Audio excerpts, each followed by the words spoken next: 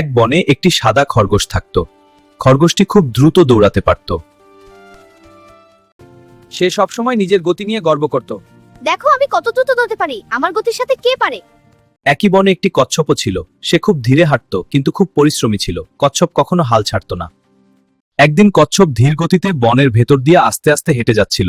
পথিমধ্যে খরগোশ তাকে থামিয়ে বলল, তুই এত ধীরে চলিস, এভাবে চললে তো কোথাও পৌঁছাতে পারবি না।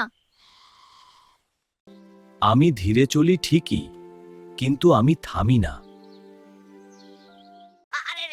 একদিন কচ্ছপ খরগোশকে বলল, চাও তো আমার সাথে দৌড় প্রতিযোগিতা করো।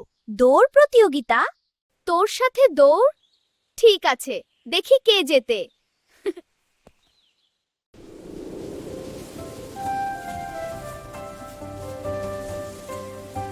প্রতিযোগিতার আয়োজন করা হলো। পরদিন বনের সব পশু পাখি জড়ো হলো। ফিনিশ লাইন নির্ধারণ করা হলো এবং দৌড় শুরু হলো। আমি জিতবো। আমি হাল ছাড়বো না। খরগোশ খুব দ্রুত দৌড়াতে শুরু করলো। অল্প সময়ে সে অনেক দূর এগিয়ে গেল।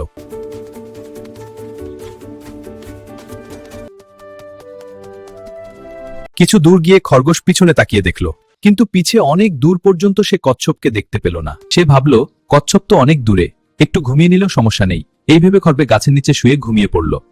অন্যদিকে কচ্ছপ ধীরে ধীরে হাঁটতে থাকলো। সে থামল না, বিশ্রাম নিল না। এক পা করে সামনে এগোতে থাকলো।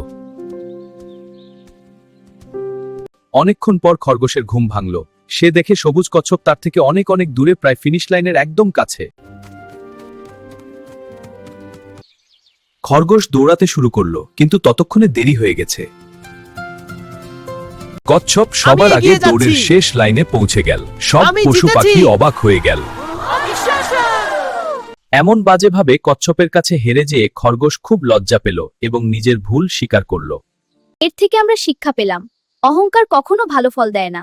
পরিশ্রম আর ধৈর্য থাকলে সফলতা আসে।